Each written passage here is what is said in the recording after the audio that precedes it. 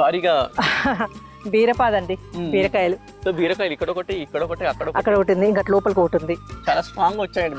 ఏంటిది మీరు హార్వెస్ట్ చేస్తారా లేకుంటే హార్వెస్ట్ కోసమేనండి ఇవి ఈ రోజు. సో ఇట్లా ఏంటండి అంటే కొద్దిగా బలంగా వచ్చాయి. ఏంటి మీరు ఏమేమి వేస్తారు మీరు నేను ఆర్గానిక్ వేలోనే చేస్తున్నా. అంటే కిచెన్ వేస్ట్ ఒక చిన్న పళ్ళ తొక్క కానీ కూరగాయల తొక్క కానీ ఏది బయట పోదండి. ఏం చేస్తారు? కిచెన్ వేస్టేజ్ అందరు కిచెన్ వేస్టేజ్ అంటారు. కిచెన్ వేస్టేజ్ తీసుకుంటారు, స్టోర్ చేస్తారు. ఏం చేస్తారు మీ స్టైల్? నా స్టైల్ అంటే కంపోస్ట్ కింద తయారు చేస్తా అండి.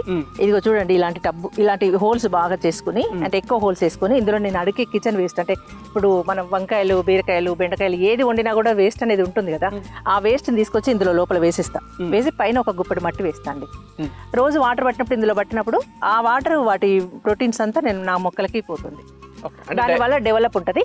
ఒక 10-15 రోజుల వరకు ఇదంతా మట్టి అయిపోద్దండి. ఈ మట్టి మళ్ళీ ఇంకొక పాటలోకి మార్చుకోవచ్చు.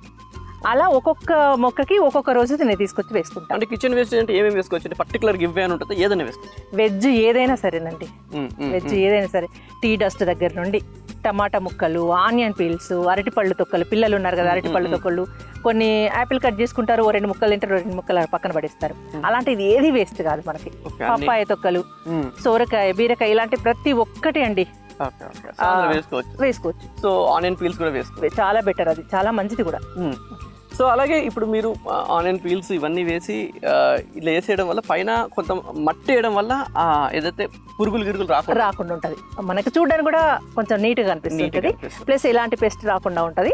ఆ మట్టి వల్ల అందులో మళ్ళీ ఎర్త్వామ్స్ ఫామ్ అయ్యి అవి మట్టిని కూడా ఇంకా డెవలప్ గుల్ల చేయడము, వాటికి అందులో వేసినటువంటి వాటర్ అయితే ఇంకొకసారి అప్పుడప్పుడు ఏం చేస్తా అంటే కొన్ని వాటర్లో వేసి ఒక 2-3 రోజులు ఉంచేస్తా. అంటే పళ్ళ తొక్కలు కానీ కూరగాయల తొక్కలు కానీ ఆ వేసి అవి ఫిల్టర్ చేసేసి ఆ వేస్టేజ్ అంటే తుక్కు లాంటిది ఉంటుంది, నేను వేరే కంపోస్ట్ బిన్ ఉందండి ఇందులో వేసేసుకుంటా.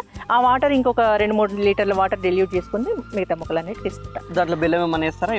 అప్పుడప్పుడు అది కూడా చేస్తుంటా. బెల్లం కూడా అంటే పళ్ళు లాంటివి ఉన్నాయి అనుకోండి, బాగా మగ్గిన పళ్ళు పిల్లలు తినలేరు, వాటికి కొంచెం బెల్లం వేస్తా, కొంచెం శనగపిండి, ఏదైనా సరే పిండి. అది ఓ ఫ్రెష్దే కావాలన్నది ఏం లేదండి, మన ఇంట్లో వేస్ట్గా ఉంది అనే పిండి కూడా ఏదైనా సరే.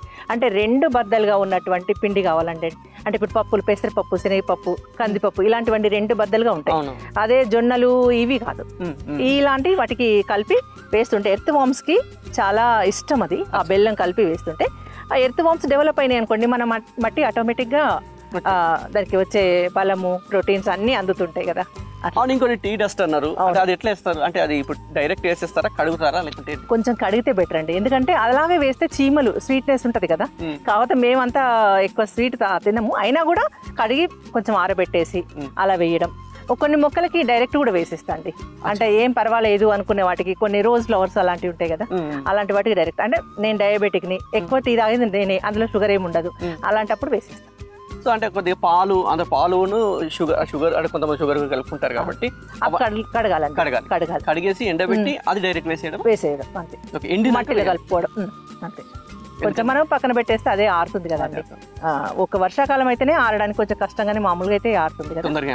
అట్లా 2-3 సార్లు కడిగితే పాలు వెళ్ళిపోతాయి, ఆ షుగర్ వెళ్ళిపోతుంది, అల్లం వేస్తే ఆ అల్లం కూడా అది వెళ్ళిపోతుంది కాబట్టి అది కొద్దిగా కడిగేసి మొక్కలకి వేస్తే సూపర్ అండి. సో మీరు మొత్తం వీటన్నిటికి చేసేది అదే ప్రాసెస్? అవునండి, అన్నింటికి దాదాపు నా కిచెన్ వేస్ట్ ఏది బయట పోదు, ప్రతిదీ నా గార్డెన్ లోకి రావాల్సిందే. అది ఎగ్ షెల్స్ బాయిల్డ్ ఎగ్స్ అనుకోండి, అవి మామూలుగా నలిపేసి చెట్ల మొదట్లో వేసేస్తా.